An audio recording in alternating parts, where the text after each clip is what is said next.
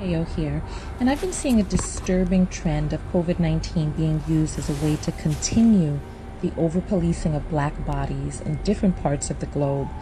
We're seeing the video of the man being pulled off of the bus, but I'm going to show you. So right now, this video is a conglomerate of different videos that's been circling throughout the internet. Salakia had to cut off that last video, but this is the second part of it. I'm just gonna play through this, and then I'm gonna end it there. I'm pretty sure you get the what I'm trying to bring out as far as the edification of it. But yeah, it's a conglomerate of videos of what's going on around the countries, around the world right now, and dealing with how they're targeting so-called people of color. But I'm gonna let it continue, and then that'll be it for this response/lesson. Video evidence of unjust policing and blatant discrimination in different countries. And I want you to answer below the question, is COVID-19 the new Jim Crow? If you do not have a mask, you cannot ride public transportation, sir. Sir, you have to get off the bus, you have to get off the bus. Sir. Sir.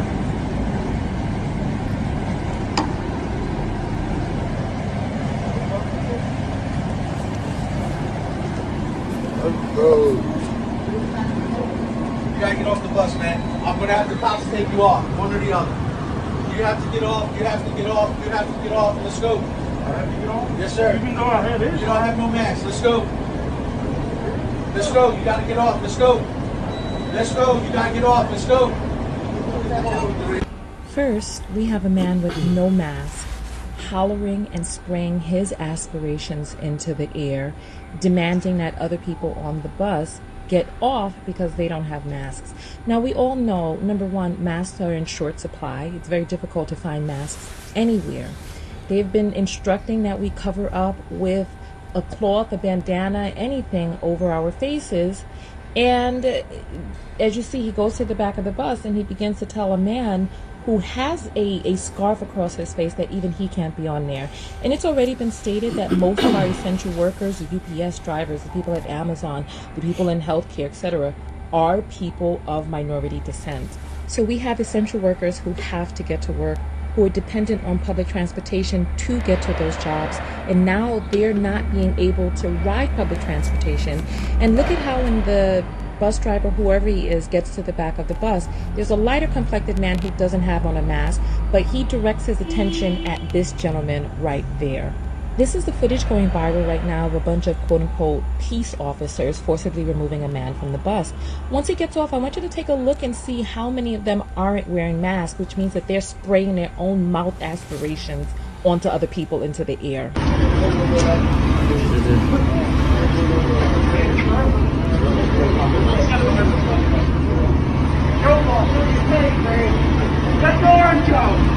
the fuck am I holding on to? Question. How is the general public supposed to magically appear with masks when healthcare workers themselves don't even have them? First, they told us not to get masks, and now there's an unwritten rule in some cities and states that you can get dragged off of public transportation for not having them. Why not provide free masks? Yo, you're gonna feel this, man. Look what the fuck y'all calling me, dumbass. Get the fuck off. Yeah. Get the fuck off my fucking leg. Right.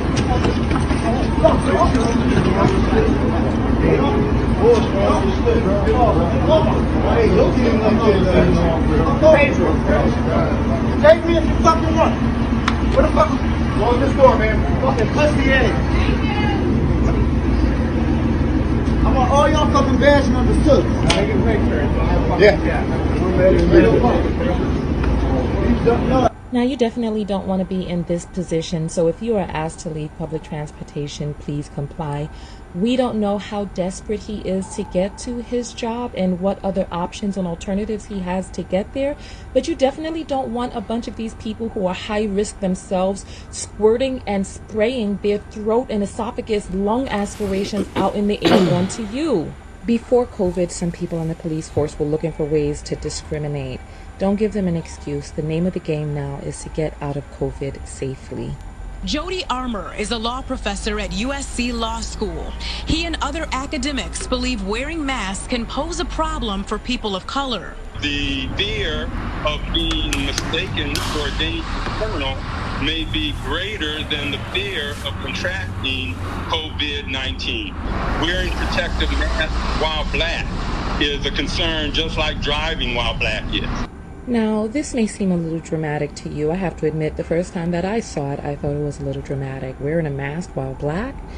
But then I came across the next piece of footage. This officer right here behind us, he just followed us from outside, told us that we cannot wear masks. There's a presidential order, there's a state order, and he's following us right now to the store. We're being asked to leave for being safe. So, are we supposed to wear a mask? Are we not supposed to wear a mask? Which one is it? It's getting confusing. But one thing that's becoming clear is that this seems like an excuse just to discriminate against people with black bodies.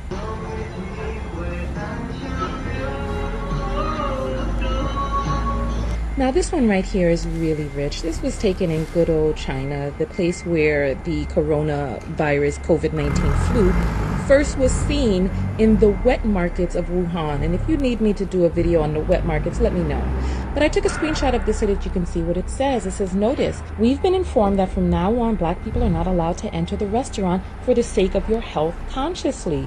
Notify the local police for medical isolation. Please understand the inconvenience caused. Police telephone 110. Come on, China, what are you doing?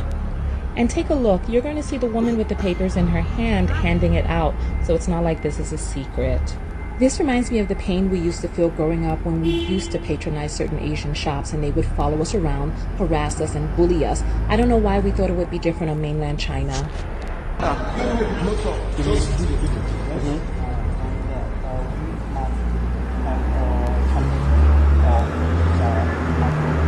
Why? Who isolates you? For what?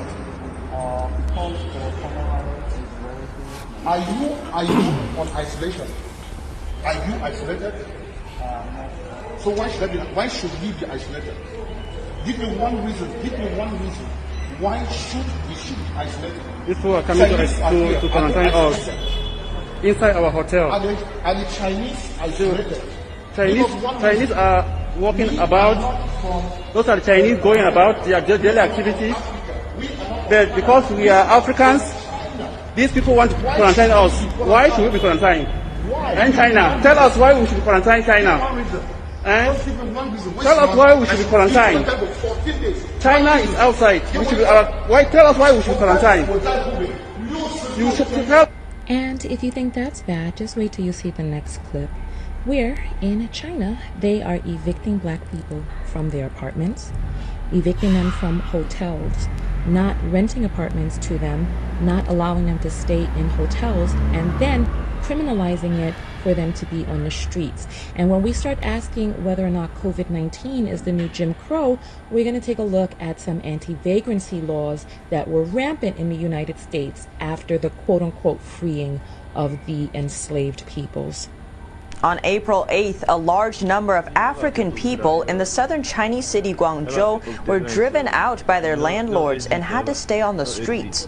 Another video shows many Africans dragging their luggage aimlessly through the streets of Guangzhou. One of them says, "We are just walking on the road. They can't give us a house, they can't give us a hotel, and they cannot provide a place we can stay." It comes after all of the cases were. Just want to stop there really quick because all Africans aren't Hamites. We have Israelites, Nigeria, on the west coast of Africa.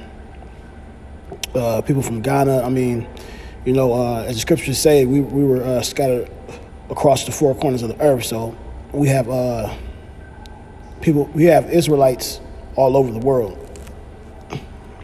Reported by Guangzhou authorities in April were reportedly related to African people. It's led to discrimination against Africans among local. But again, this is causing sedition among men, and as you can see with the Jim Crow, you know, Esau has always created grievous laws against, you know, against us, against Jake, in the past, and even now to this day. You know, it's always been the scales have been always been uneven, and we've always got the blunt end of the blunt end of the stick of everything. But again, this is causing sedition among men because you're going to have nation rising up against nation, roughly paraphrasing, with this huge scare. It first started off with the so-called Chinese who are Moab, according to the Bible, and how it started out in Wuhan, China. And as you saw, it was a lot of discrimination against Moab in the beginning of this whole pandemic. And now it's they've used it to shift it over to the so-called blacks or Africans, and it's crazy to me because you go from one people to the next, and then one people's being discriminated against, and then all of a sudden now that they've switched the narrative, these people are doing to others what was done to them, and it's like they didn't learn anything. They didn't care because this is all predicated around moving on Jake and using this as an opportunity to destroy the nation of Israel. Chinese.